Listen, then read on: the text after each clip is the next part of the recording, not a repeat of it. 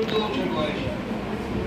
সেই সময় বিখ্যাত বিহারীলাল চক্রবর্তী, তখন তার কবি সমসাময়িক বন্ধু, তিনি ছিলেন না, তার পুত্র শরৎচন্দ্র মুখার্জী চক্রবর্তীর সঙ্গে তার বিয়ে ঠিক। তার কি পণ ছিল জানেন? তার রবীন্দ্রনাথ ঠাকুরের যেদিন চেয়ে বসলে তৎকালীন যুগে 20,000 টাকা পণ, এখনকার বাজে 5 কোটি টাকা। রবীন্দ্রনাথ বললো আমি অপরাধ, আমার দ্বারা হবে না। তারপরে দর কষাকষি করে 10,000 টাকায় নেমে এলো, বিয়ে হলো কন্যা। তারপরে কি বললো জানেন? জামাই ভাবছে শ্বশুরের কাছে একটু কম চেয়ে বসলাম, আর একটু বেশি চেয়ে ভালো হতো। সেই সময়ের কথা চিন্তা করুন, একটা বর্ধিষ্ণু পরিবার, দুই পরিবারই কিন্তু বর্ধিষ্ণু, যত ব্রাহ্মণ সমাজ। সেই সময় ওই জামাই, হবু জামাই, যখন জামাই হবে, বিয়ের 3 দিন আগে পাঠানো রবীন্দ্রনাথকে যে আমাকে ব্যারিস্টার পড়াবার জন্য বিলেতের টাকা খরচা দিতে হবে।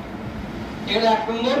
আর 2 নম্বর হচ্ছে আমি চলে যাবো, আমার মাকে মাস ভাড়া দিতে হবে 150 টাকা, খাওয়া দাওয়ার বলেন।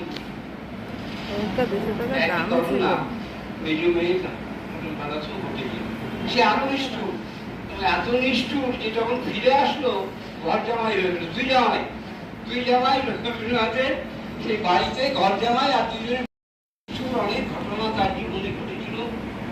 কবি বলে সেটা সহ্য করে গেছে এবং তার লেখনীতে সেই ভাব প্রকাশ পেয়েছে, কিন্তু তিনি এই মর্ম বেদনা কখনো প্রকাশ করেননি। একবার শুধু লেগে গিয়ে মৃত্যু কামনা করেছিলেন তার বড় মেয়ে।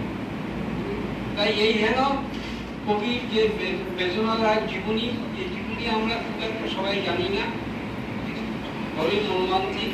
এবং তখনকার দিনে তার পরিবারের মেয়ারিটি থেকে শুরু করে 2 মেয়ে ছেলে সবই টিভিতে মারা গেছে।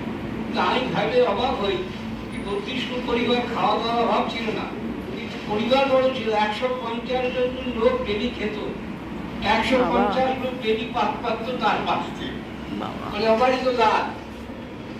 সেই এই দুরবস্থার কারণ এইগুলো সব ছেলেরা টিভিতেই মারা গেল। আর সেই সময় টিভি লোক ছিল মহামারী, এখনকার ক্যান্সার। যাই হোক, এই যেন কবির নিজের জীবনের কাহিনী আমরা দেখতে পাই, তার লেখনীতে প্রকাশ পাই।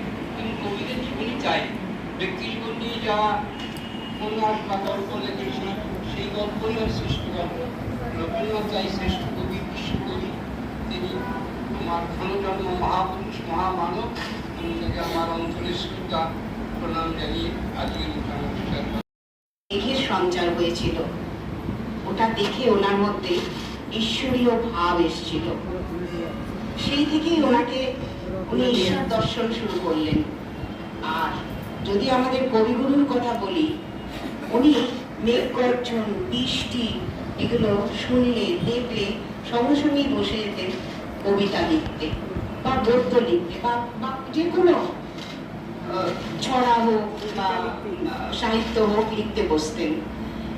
এই যে তার মনের প্রকাশ, এগুলো ঈশ্বর প্রদত্ত না হলে এগুলো আসে না। তার মধ্যে ঈশ্বরের অংশ আছে, ঈশ্বরের অংশ না থাকলে এত গুণবান হওয়া যায় না। আর রইল, যখনই আমরা কবিগুরুকে শ্রদ্ধা জানাই, গঙ্গা জলে গঙ্গা পুজো করি, তারই জিনিস দিয়ে, তারই লেখা দিয়ে, তারই সবকিছু দিয়ে তাকে শ্রদ্ধা জানাচ্ছি। তার কথা বলে শেষ করা যায় না। যাই হোক, আমার মনে এখন রত্না দেব মঞ্চে আসছেন।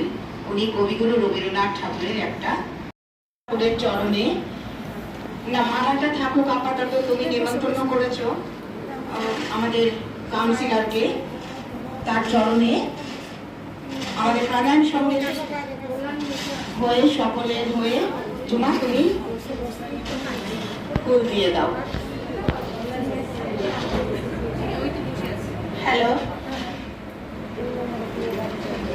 আমি যে কবিতাটা আবৃত্তি করবো, যখন তিনি নিজে পরপারে যাওয়ার জন্য প্রতীক্ষা করছিলেন এবং নিজের মেজদানকুনি বললেন যে তিনি যখন যা কিছু মনে আসতো বা তার মনের আবেগ, তার কবিতা বা গল্প বা ছোট গল্প যার মধ্যে দিয়ে প্রকাশ করতেন, এই কবিতাটা ঠিক তার মৃত্যুর আগের মুহূর্তে প্রতীক্ষা, কবিগুরু রবীন্দ্রনাথের প্রতীক্ষা। আমি এখন সময় করেছি, তোমার এবার সময় হবে কবে? সাজের প্রদীপ সাজিয়ে ধরেছি, শিখা তাহার জ্বালিয়ে দেবে কবে? নামিয়ে দিয়ে এসেছে সব বোঝা, তোরই আমার বেঁধে এলেম ঘাটে। পথে পথে ছেড়েছি সব খোঁজা, কেনা বেচা নানান হাটে হাটে। সন্ধেবেলায় যে মল্লিকা ফোটে, গন্ধ তাই কুঞ্জে উঠে জাগি। পড়েছে চুই পদ্ম পাতার ফুটে, তোমার করপদ্ম দলের লাগি। রেখেছি আজ শান্ত শীতল করে, অঙ্গন মত চন্দন সৌরভে। সেরেছি কাজ সারাটা দিন ধরে, তোমার এবার সময় কখন হবে?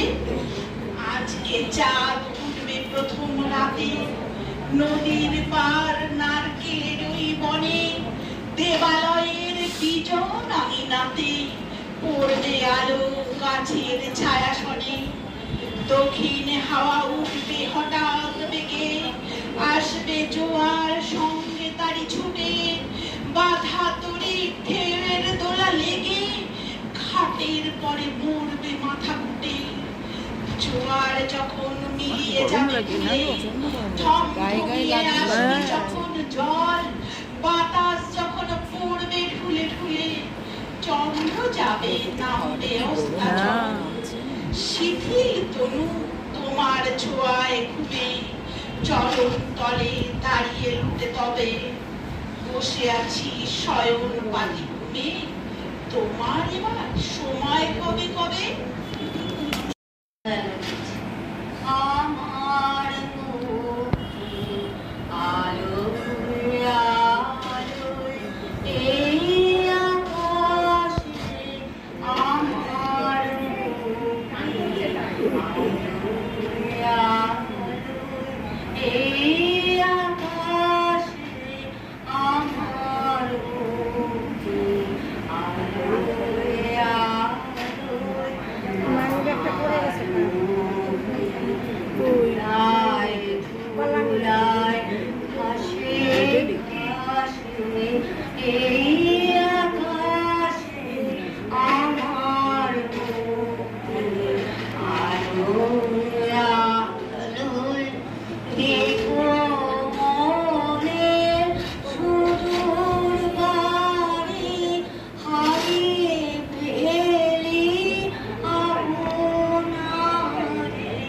দেখো মনে সুদূর বাড়ি, হারিয়ে ফেলি আপনারে। গানের সুরে আমার মন নাচো তারপরে আমি